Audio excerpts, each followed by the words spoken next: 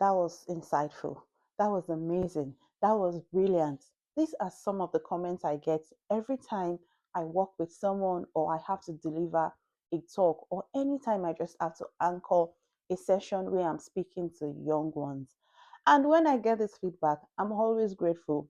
And then somewhere in my head, I'm always like, if only you guys know how long it took me to get here.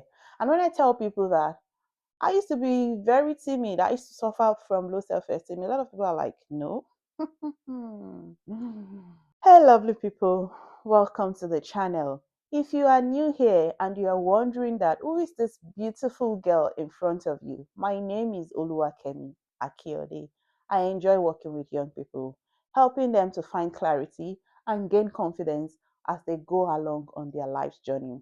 I also work with parents, empowering them with tips and ideas that would help them to build healthy and stronger family connections.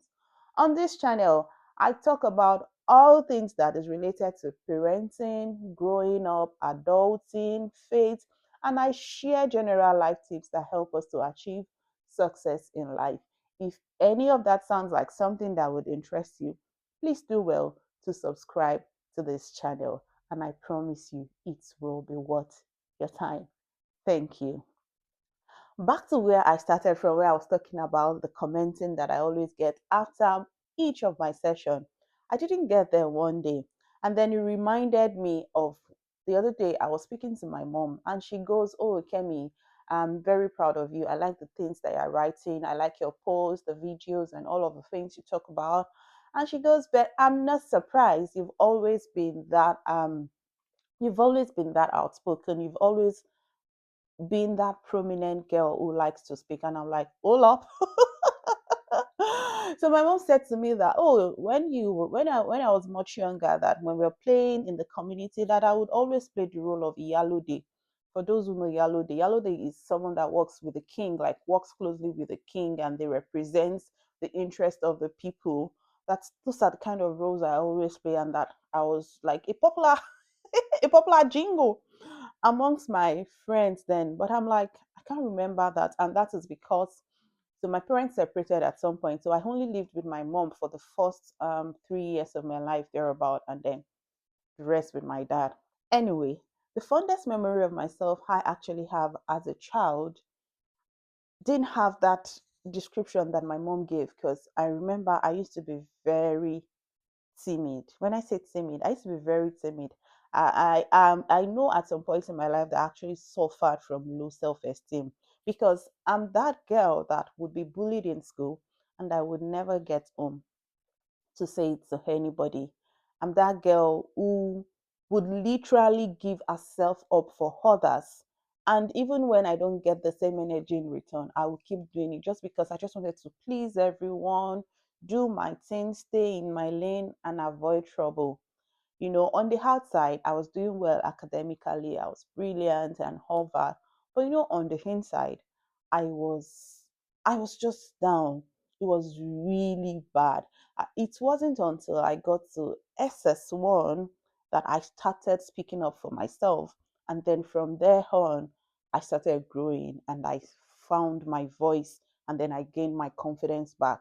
It's been a long way coming and it's been a journey. And I'm actually grateful for my journey because I feel like it helps me now. So when I'm speaking to young people, I can relate to some of their experiences. So today's video is for anyone out there who feels like there's a part of them that has been silenced. Yours might not even be low self-esteem, yours might not be timidity, yours might not be shyness. But if you feel like a part of your self-worth has been dealt with, then today's video is for you. I'm going to be talking quickly about 3 tips that can help you evolve into a better version of yourself. The goal is to evolve into a better version of yourself. I'm not expecting you to become a different person, because your personality will always be your personality. But the goal is to evolve into a better version of yourself.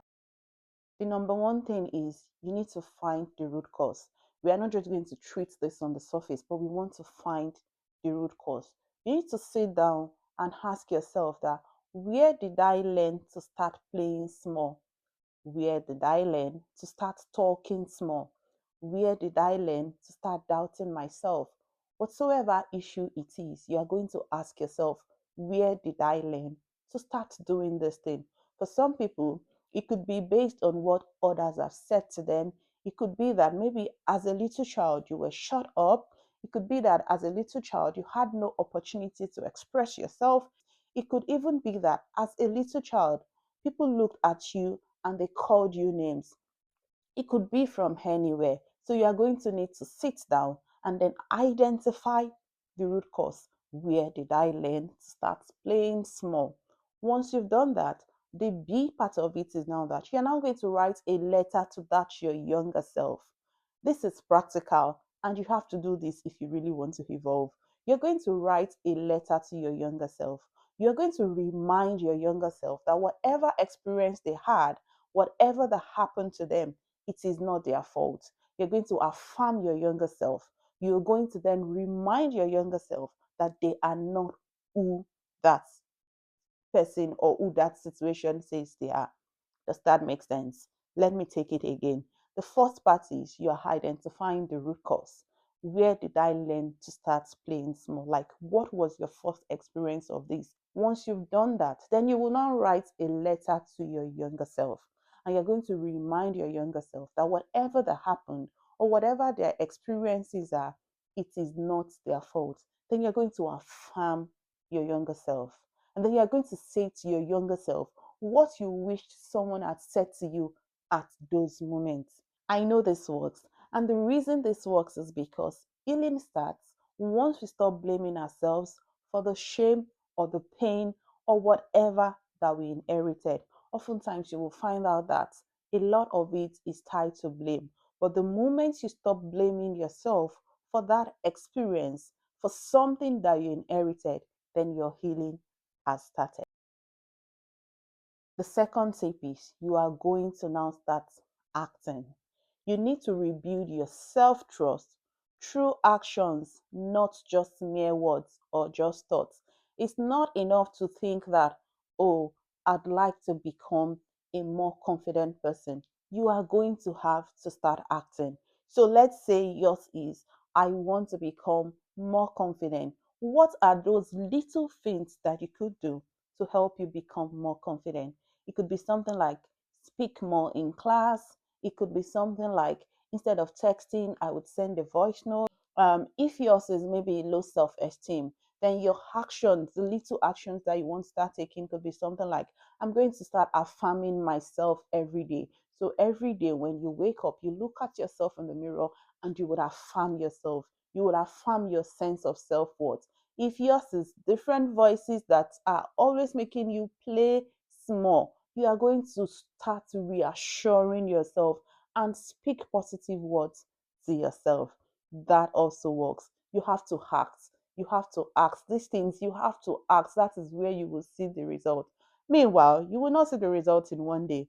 Don't think, oh, I'll practice affirmation for 1 week and then I will begin to see the result. No, it's a continuous work. I think research has proven that if you want to do something well, you have to do it for 21 days because after 21 days, it kind of becomes natural to you. So that means the minimum amount of time you have to practice or act on any of these things that you decide to do is 21 days. After that, you would begin to see results. The third tip is you need to surround yourself with the right set of people. You need to surround yourself with people who would bring out the best in you, with the people who celebrate your strengths. Healthy relationships actually help us to achieve lots of success in life. Unhealthy relationship will definitely affect how you perceive yourself and the things that happen with you. So that's why you have to surround yourself with the right set of people. Surround yourself with people who bring out the best in you. Surround yourself with people who can encourage you to become a better version of yourself. It doesn't even necessarily have to be people that you know one on one. It could be people you follow online. Follow people. You might be following someone online who you feel like, oh, their content help you. Those are the kind of people that you should follow online. If you find that there is anyone or a content creator or whatever that is always draining you, then you need to start creating a distance for them. It's easier if it's an online creator. You can easily unfollow them or block them or whatever. And then you also need to have people in your lives who I will call the safe space list. You could go through your contact list and identify people who you know, oh, this person, they are always helping me. If I tell them things, we are always thinking of solutions together. I want you to remember and know that you are not broken, you are becoming. Timidity and low self worth, they are not your personality flaws.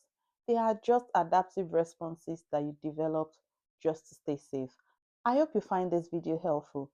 Please let me know in the comment section what is one thing you are going to start acting on from today.